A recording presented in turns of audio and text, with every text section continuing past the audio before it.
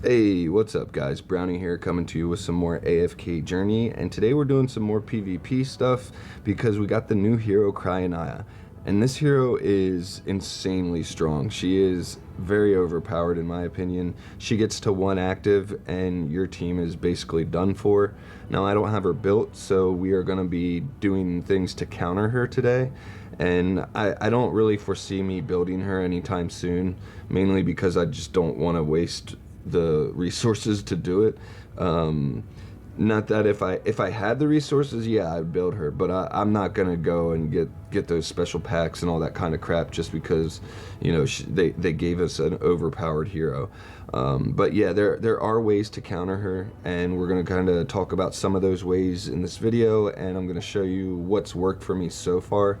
Now I've only had one CRYONAIA team to test against, and Atraxi's gonna put some other variants in for tonight's reset, so I'll be able to test against some more variations, but I'll show you what's worked for me so far and what hasn't. If we scroll down here, I'll show you guys. I was using my old team, and this team was successful quite often against a lot of divine comps and many other like Bonnie comps and all that kind of stuff. So I really liked this team on offense, but it's not working anymore. And it's my Dunliner, Lily May, Hugin, Harak, Haywin team. The team we're fighting is Dunliner, CRYONAIA, Scarlita, Ludovic, and Thorin. And then it's 3 P4s and 2 P3s, so pretty strong team. And we'll go ahead and hit replay, see how it goes. And the main thing about these CRYONAIA teams, I think, are they're gonna be pretty sustaining. So there's not gonna be a lot of burst on these types of teams. And what you're gonna really need to look out for is basically, or what you're going to want to do, not really look out for, what you're going to want to do is try to have as much burst as you can on your own team, and also as much CC as possible, because being able to slow down the enemy CRYONAIA from doing an active is basically the only way you're going to win, either by blocking the active or slowing it down and delaying it. Because once she gets that active off, I mean, look at her, she's just done 2 actives in the matter of seconds, and every time she does an active, she just wipes the team. So, or whatever heroes come into the area with her, she kills them no matter what. I haven't had a hero survive in her little ice dimension yet. So yeah, it's pretty crazy. And as you can see, that fight was just she demolished me. We'll replay it, but we'll play it at fast speed so we don't have to sit through the whole thing. But yeah, I mean, just look at her. She gets to her active. It takes a little while, so burst will be good against her. We even get a Haywin active off, and the Haywin active gives us damage reduction, but even so, she just demolishes everyone that comes into that ice realm, and there's just no beating it. I don't know really what else to say. If she gets that active off, you're screwed. So ways to counter that. The best way to counter it is to be able to target her, and you can't always do that with certain maps. So ways you can target her are Sylvina, Nara, Vala, heroes like that. But if the enemy is using a certain map, like map 4 for example, the map that Atraxi is using, there's only a couple spots that Sylvina and Nara, for example, can target on that map. So if the enemy CRYONAIA is not on one of those tiles, you're basically out of luck. And the best way I found to counter that, or to target her if you can't use one of those heroes, is Tassie. Because what Tassie does is she'll go to the closest grouped up heroes, or not the closest grouped up heroes, but the heroes that are grouped up the most. So when I'm fighting Atraxi here, he has Thorin, Ludovic, CRYONAIA, like all his heroes are all grouped up really tight. And Tassie's gonna fly over there, she's gonna stun whatever hero she's targeting, and then any adjacent heroes to that hero.